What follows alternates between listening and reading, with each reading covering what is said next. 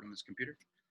All right. Hi, everybody. My name is Tim Errickson. I am the artistic director of the Boomerang Theater Company, and I am very excited to have Tracey Conyer Lee, playwright and actor, here with us today for the latest artist chat. So, Tracey, thank you so much for coming here. Thank you, Tim.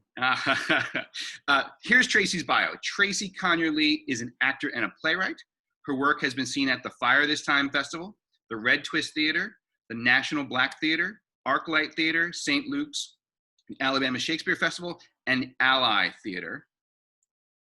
Her plays include Retreat, Rabbit Summer, The First Time, and Standing Up, Bathroom Talk, and Other Stuff We Learned from Dad. So I'm very interested in a lot of the things that you've done, particularly as you transition from being an actor and adding being a writer to all of this. And so how have you been holding up during all of this craziness that's going on? Initially, not well. We're recording this on Wednesday, June 24th, and it's a sunny day. My last day in a theater space was March the 10th. Yeah, that's wild. So, where have you been quarantining? I have been quarantined in my apartment in Inwood with my partner. He is so not here. He's out grocery shopping, but with my partner. I was like, is he gonna step in? That would be so amazing. No, he's somewhere. He is grocery shopping. But yeah, in my apartment in Manhattan, Upper Manhattan. Okay. And so when you've been trying to be a creative person through all of this, did I lose you? Did you freeze? There you go. We got you back. I'm good now. You're good. When you're trying to be a creative person through all of this, what kind of process do you have? How has it been for you being able to still create things and make things during all of this? This time for me, artistically, has been very different than other times. And quite honestly, for the first 5 to 6 weeks, I didn't do anything. And I didn't care that I wasn't doing anything.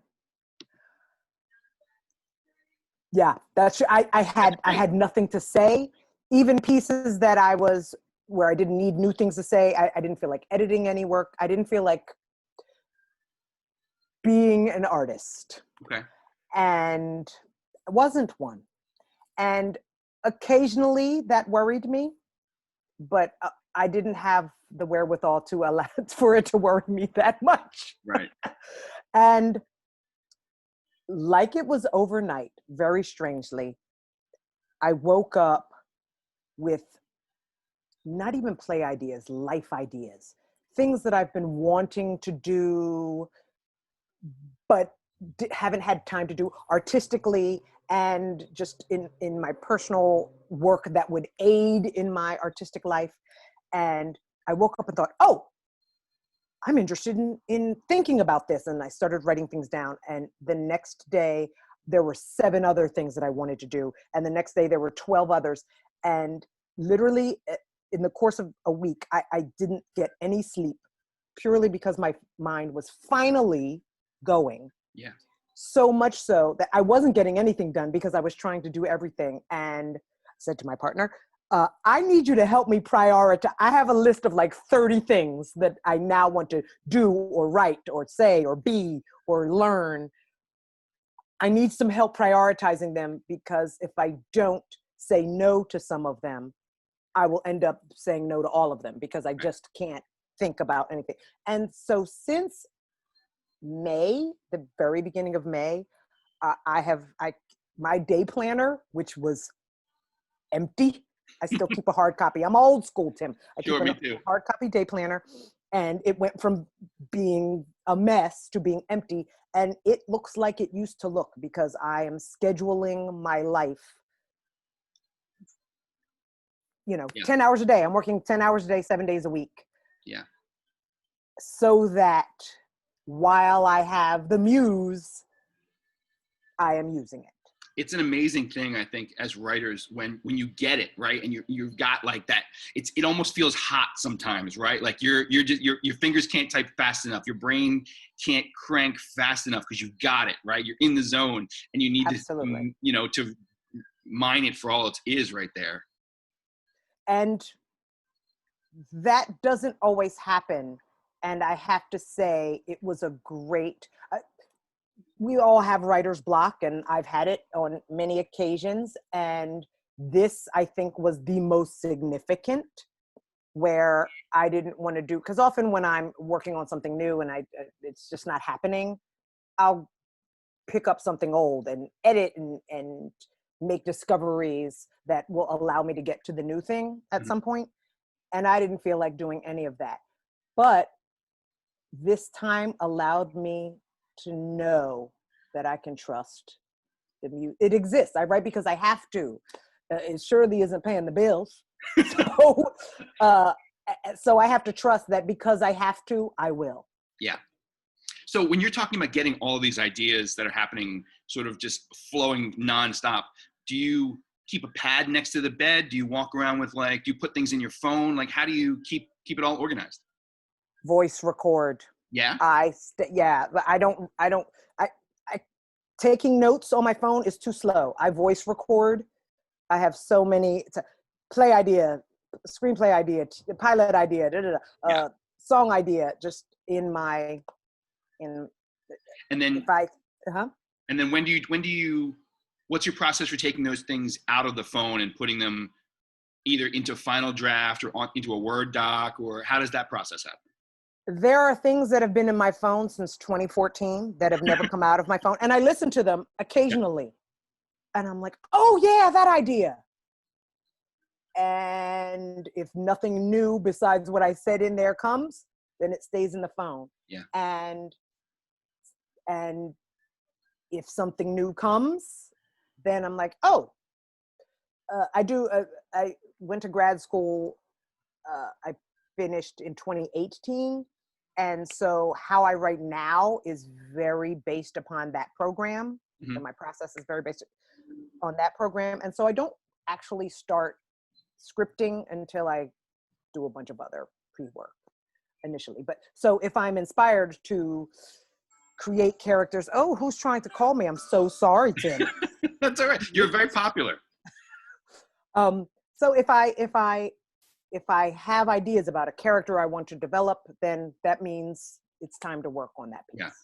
And so when you talk about other work that you do before you get to writing dialogue or writing scenes, is that work generally, is it something like meditating on a topic, or is it actual physical research, or what kind of stuff goes into that? Well, I actually follow a step-by-step process in terms of what work I put on paper before I start scripting. Got it. From my grad school. I am not I had a classmate and I didn't understand. She did all of the work in her head. She meditated on things for months and then wrote a play. Yeah. I don't retain 5 minutes ago. So if it doesn't go into the voice record, it is not going to happen. Yeah. So I sleep with the phone by my bed on, ready to go, because yes, I have to put it all down. When it's time to start working on the computer and writing, or even doing research, do you like to do the writing part of it sort of early in the morning, late at night? What's your process during the day of getting stuff done? I am easily distracted, Tim. So hi, welcome to writerhood. Yeah. in order to write, once I start, if the muse is there, once I start, I can go. I can start in the morning and go until 2 a.m. the next night. But what is hard for me is having a day and then sitting down and churning, because the day is in my brain. So it doesn't have to be morning, but as long as I haven't been doing too much, the earlier in the day, the better. Sometimes I don't. During this quarantine time, if it's a writing day, that's the first thing I do. Yeah. Coffee and my computer. And but you have a spot in the house where you can can get your work done that you feel like is yours? I did. It was the dining room table. Is my desk. But with two of us home full time, this space that you're looking at right now, that has been my office for everything. He's at the dining room table, which is right there. And I am here. This is so, I mean, I'm sure I'm going to have all kinds of back problems because I'm on the couch writing without a table. But I do it because I can look out my window. Yeah. And not going out of doors. I'm going out now because it's nice out. But in the early part, when it was still gloomy and cold, I wasn't going out. So being at my dining room table where there are no windows was not working for me emotionally. So I set up camp here. It's great for my Zooms because I've got some natural light coming in behind the laptop. Yeah.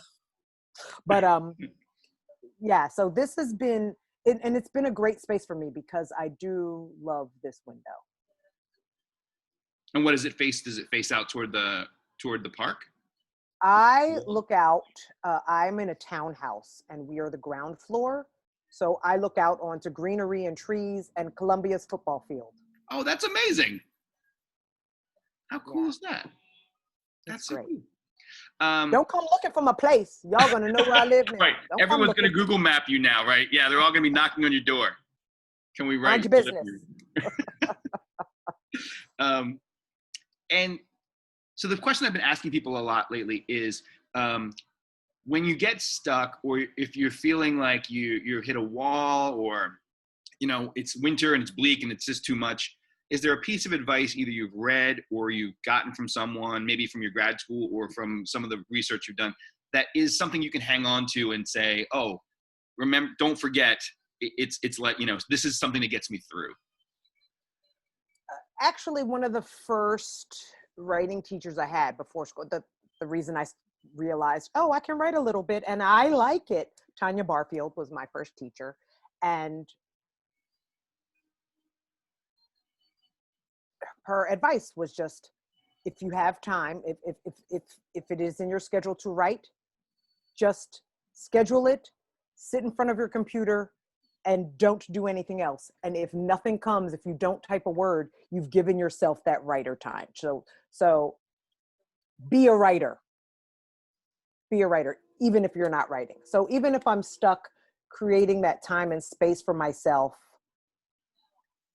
with the attempt matters, it allows me to feel like this is just part of the writer's day. Sometimes it doesn't happen. But yeah, I think that's great advice. And Tanya's a great teacher too. And I was doing workshops, and what I learned, because she was my first, I was spoiled because I took several, I took from her off and on for about 3 years. Mm-hmm. And then I think that then she went to Juilliard and wasn't doing as many. And I started taking others, and I learned that she gifted her students with, we come in with our 10 pages and we read, and she showed us how to grow our work so that we could then do it for ourselves alone. Whereas workshops that I did after that, not all of them, but I found by and large out there, folks are getting their money to fix your 10 pages for you in the moment. But I wasn't, okay, I get it. Yes, I get how I should say that or do that, or this isn't active, but I wasn't learning. I was basically just getting my papers graded. Yeah. She is a wonderful, generous teacher. Yeah. And it was a great first start. I had the same experience with her when I took just a weekend workshop with her. God, it was probably 6-7 years ago now. And I just remember I had heard so many good things about her teaching that I wanted to be in the room to sort of see what it was all about. And I just remember coming out of those 2 days being like, she is an amazing teacher and probably even a better person than she is a teacher. And the generosity of spirit of like what she gave to us was just incredible. So go ahead. No, you go. there's a piece of advice from her. I haven't used it yet, but strangely enough, I sat in on this emerging writers group on Monday night. A group of non-professional artists who are writers of all kinds of disciplines, and the person who put it together found me somehow. And so I, sat in on their writers group and offered a piece of advice that I have never forgotten from Tanya. And I just think it is so valuable when you are stuck and you can't write the new thing, or you don't know what the new thing is, or the new thing is in your brain, but it won't go into your final draft or wherever you write. She said, write the thing that you do not want to write, because it is probably what is in your way. She has a beautiful, amazing adoption story, and everyone was telling her how she should write about it. And she always said, I'm living it. I'm not writing that. I don't need to write that.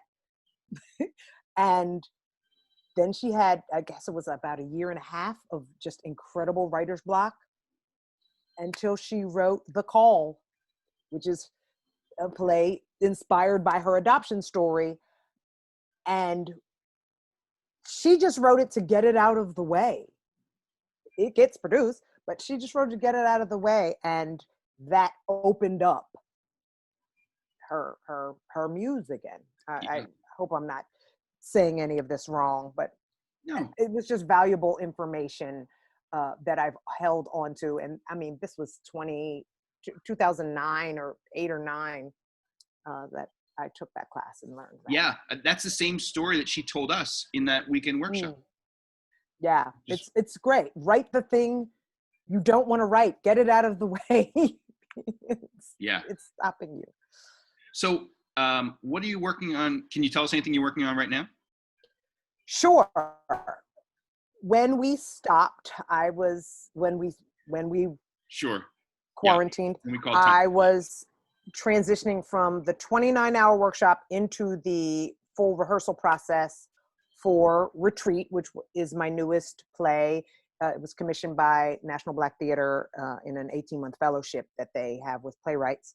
And it was going to get its first performance as a 6-performance workshop. Cast, we did 29 hours, and then I was having 4 days to write the final script. Mm-hmm. And that's when we shut down. And it allowed me, once I was able to pick it back up, it allowed me to look at it in a non-hurried way, non-urgent, non-deadline kind of way. So I could, and it also gave me space from it that I haven't had in the 18 months because we had a goal.